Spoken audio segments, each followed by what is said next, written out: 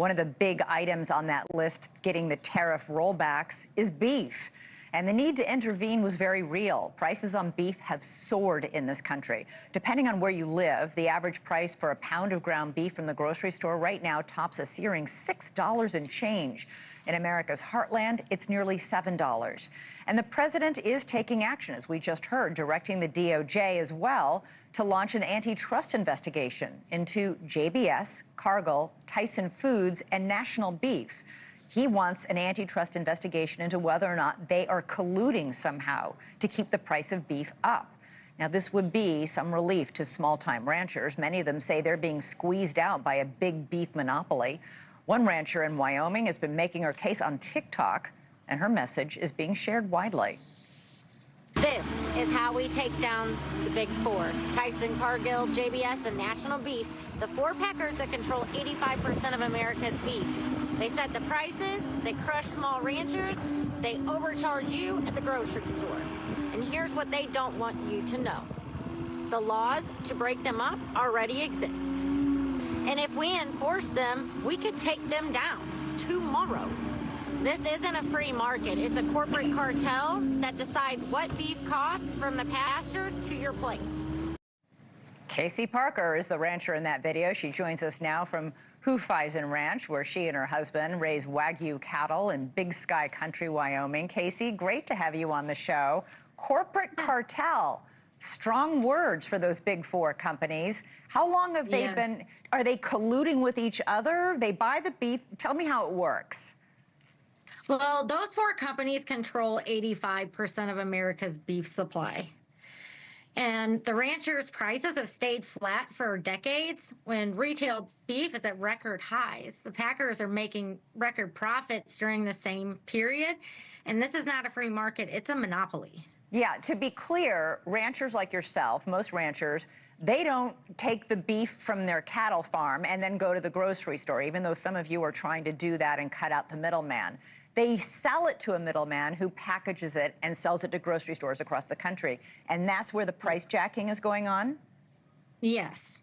Yeah, it happens at the market. It happens at the grocery store. When I say market, I mean at the cattle market itself. Right. And then it happens at the grocery store as well. So why aren't the laws against this being enforced? I don't know. I think a lot of lobbying has gone against it over a very long time.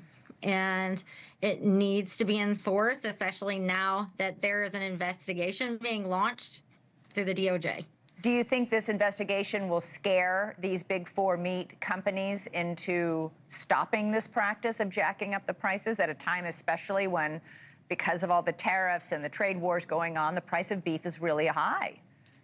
Yes. I don't know if it will scare them, but I do know that those laws need to be enforced. All right. So I just want to ask you, Trump announced yesterday that he would exempt beef from Argentina from the 10% tariff that he had slapped on it. This is after the White House announced 2 weeks ago it would quadruple the amount of beef it imported from Argentina, something a fellow rancher from Wyoming called a, quote, an absolute betrayal to the American cattle rancher. Is that how you see it? No. In my opinion, I kind of think it was a strategic move by Trump to show the Big Four's behavior so that they could launch this investigation. The National Cattlemen's Association said, quote, we cannot stand behind the president while he undercuts the future of family farmers and ranchers by importing Argentine beef in an attempt to influence prices. Yeah, I mean, I don't know. That's just my opinion on it. So, how many of farms like your own? I mean, a lot of these ranchers have struggled in recent years with drought, with building up their herds. What has it been like for you? We have the drought, and then supply. There, that can be an issue, but it's a much smaller issue than what we're dealing with the Big Four and their market manipulation. That is what's really causing the pricing issues. that we're seeing. And you say that all that needs to happen is for the current laws already on the books to be enforced. What do those laws explicitly say? Well, it's the antitrust laws. But I also think that he should sign to allow state-inspected processors to ship nationwide, which will open up a lot more competition in the market. So right now you can't ship your beef nationwide?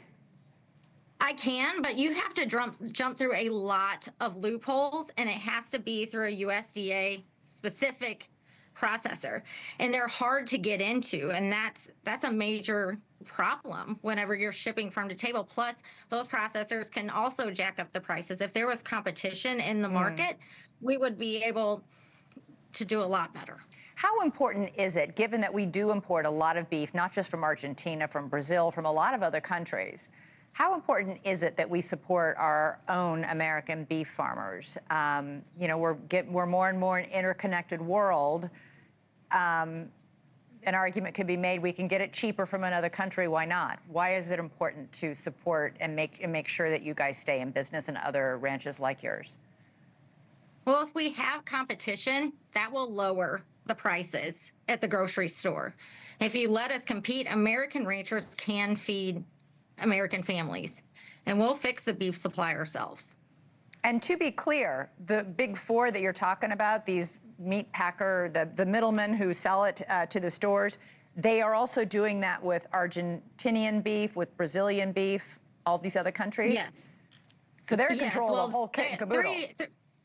Yes, and I mean three out of four of them are foreign owned. So it's, like I said, it's a national security for us as well to have foreign companies running American food, and determining the price. 85% of it.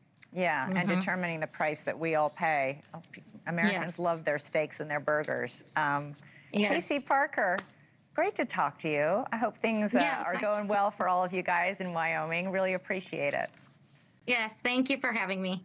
Thank you for watching. Subscribe below and download our NewsNation app right now on your phone, and you will get fact-based, unbiased news for all Americans.